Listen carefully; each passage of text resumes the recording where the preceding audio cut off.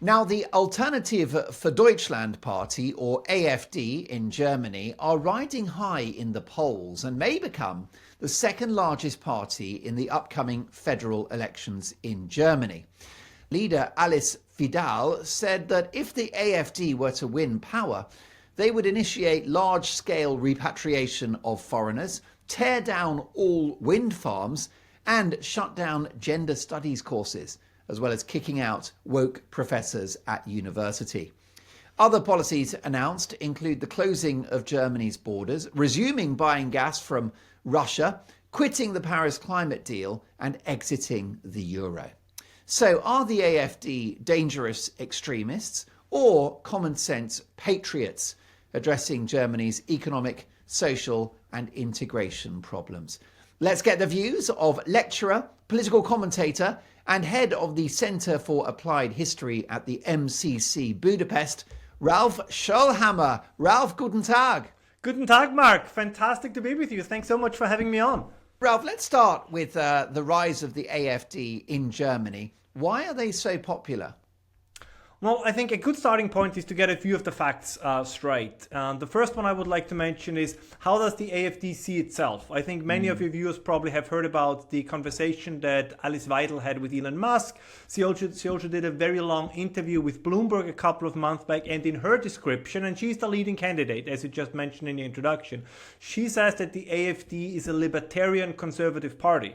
So I would argue, she actually did that in the interview with Bloomberg. She said they don't consider themselves, or at least not in her eyes, as necessarily a far-right, right-wing extreme, or whatever you want to call it, right-wing party. She says they're libertarian conservative. Now, that we can go into this in a little bit more detail. I think there's a little bit more to that than she's saying there. But is she being dishonest there?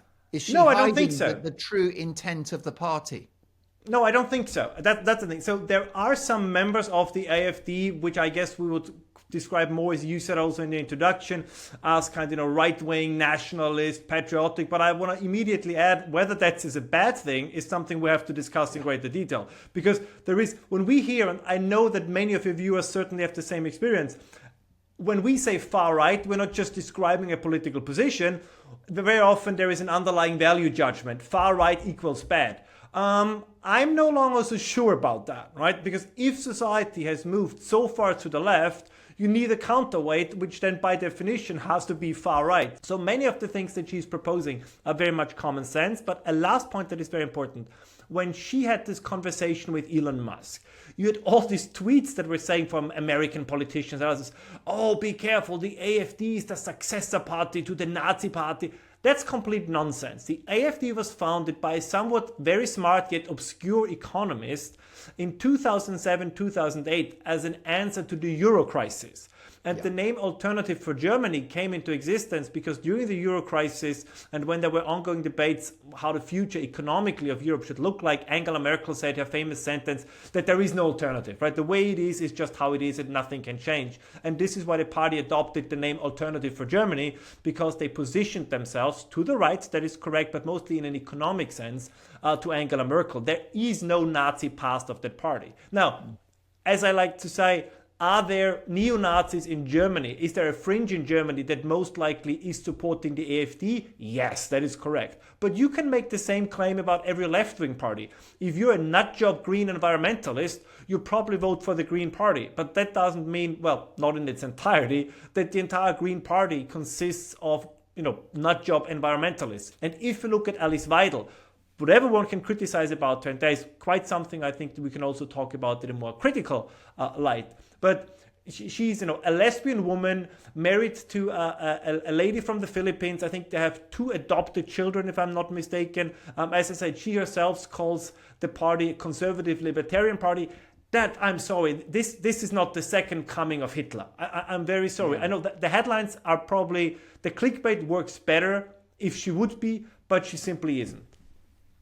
And do you think the term far right is used as a way of silencing the AFD in Germany? Well, I think the term far right is used to silence everyone at the moment.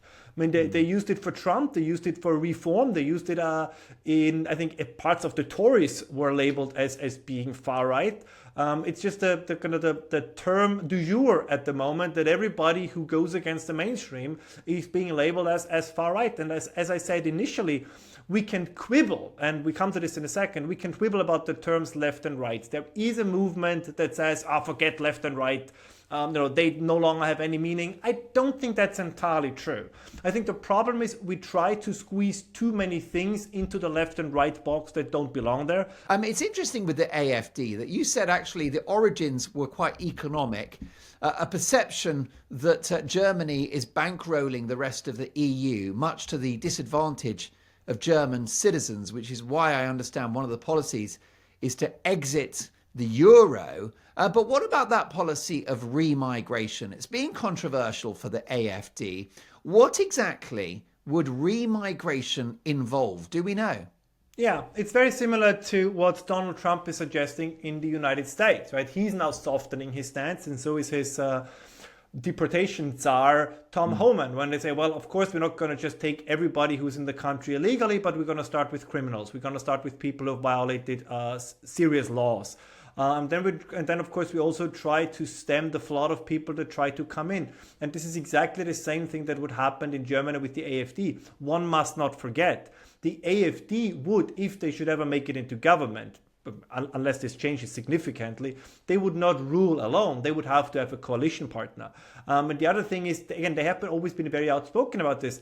When we talk about migration, and this is the same in Germany as it is in the United Kingdom, people have a very clear picture in their head. Right? They are not talking about the guy from Dublin moving to London. And the AFD is also not talking about the guy moving from Salzburg in Austria to Munich in Bavaria. That's not what people think about when they hear the word migration.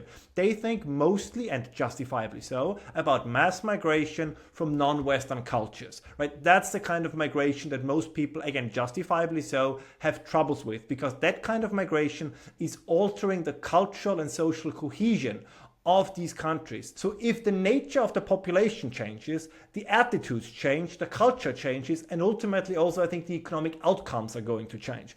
And the pressure that we have seen in Germany, kind of from two sides, was the rise, even though the rise has been more politically and in institutions than in the general population, but the rise of left-wing ideologies like the Greens, but of course also the influx of new non-German, non-Western, non-European cultures from areas that historically did not have very strong ties with Germany. I think a very natural development is that if you constantly have the sense that no matter what you try, nothing changes, you will get more radical in the attitudes. Including voting Conservative. The Conservatives shifted left. So you could argue that the so-called far right are in fact just the true Conservatives or the Conservatives of 20 years ago. Yes, and let me give an example why I think that this assessment is the correct one. Because what most people, we are both, I think, of a certain age that we, or as rumors maybe, but I think we You're personally... a lot younger than me, Ralph, let me tell you that. Oh, this is just delighting. It's just delighting, trust me. That handsome young face of yours. Is that we remember a time when things seemed to work. So I still believe that the reason also why people are critical of migration is because there is a sense that nothing is working anymore. From housing to public transportation to you name it, there is a sense that we can no longer build anything. Law and order.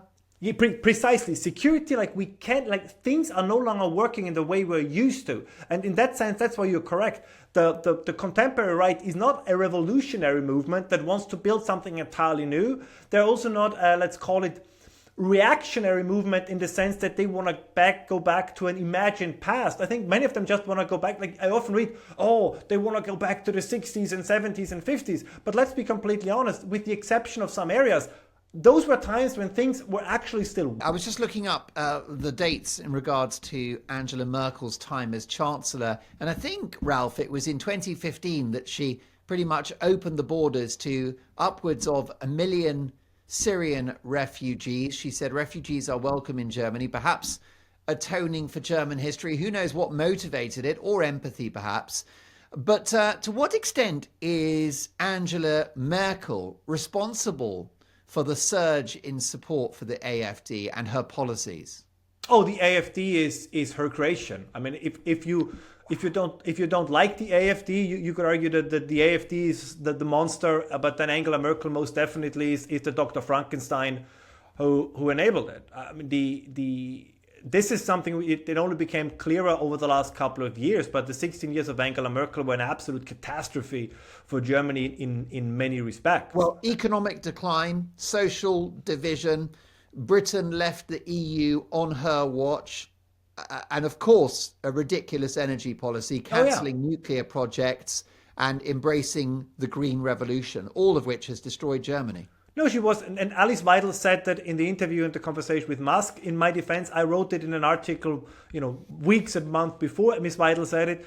But Miss Merkel was the first Green Chancellor of Germany, right? If you eradicate her name and only look at her policies, it's almost indistinguishable from what a Green politician would do. Now, I think that not many of my viewers or listeners would disagree with the idea that somebody that enters the country illegally should be sent back. That's, I don't think, controversial. They've broken the law by entering the country. We don't know their background, etc.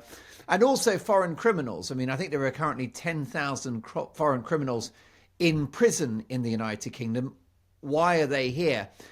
But is there a suggestion that the AFD would send back German nationals who have citizenship who are from other countries? Because that obviously is a lot more controversial. No, I mean, there was this story that came out about a year ago where a journalist was infiltrating a meeting of some members of the AFD, and then they wrote this article where supposedly they were talking about deportations and whatnot. I mean, all of this was now struck down by a court. Basically, the journalists made it all up. Right, the term deportation, for example, was never mentioned. It was never uttered. So this is, your media in action, if you allow me to say this. The second thing is, you're correct, right? I mean, it's very hard to do this with people that have citizenship. But look at what's currently going on in Sweden. Sweden is about to pass a law that says that dishonorable behavior or a risk to national security can ultimately even lead to the revoking. My English is so bad. The revoking of Swedish citizenship, and I think that's the right way to do it. Right? You cannot do if you are fifth generation Swede or fifth generation German or fifth generation British, that's gonna be impossible. And I get that. I understand this.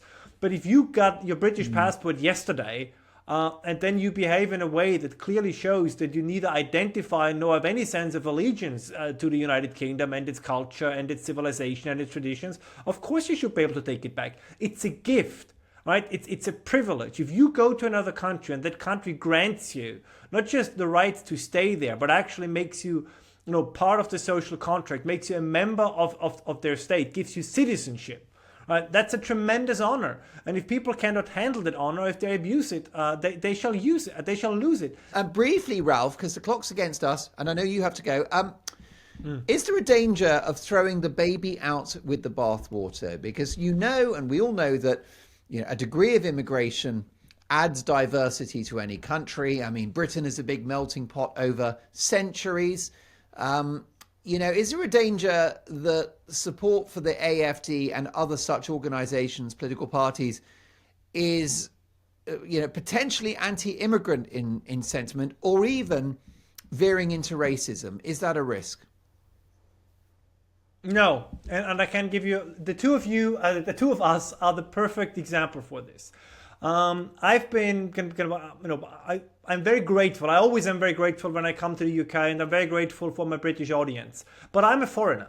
Right? As my accent gives away, I'm obviously not from the United Kingdom or the English-speaking world. Never, ever did I get a message, an email. I get plenty of correspondence, and I try to read as much as I can from British viewers and listeners where they disagree, where they agree, where they think I went wrong, where they think that, I went over target or I went too far. But never, ever has anybody said, you German foreigner, you Austrian, how dare you to speak to British matters? Because they understand, as I do when I talk about the British, that even though I'm not British and even though they are not Austrian, we are part of the same cultural civilizational sphere.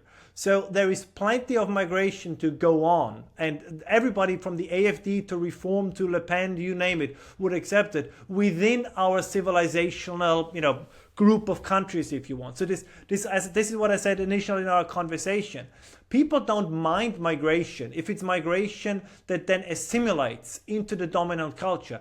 My thanks to Ralph Schoellhammer, lecturer, political commentator, and head of the Centre for Applied History at the MCC Budapest. Ralph is also the star of the popular Hammer Time channel on YouTube, and you can find him on X, dropping lots of truth bombs. His handle is at Ralph EL, at Ralph LEL. There you go. Ralph, catch up soon.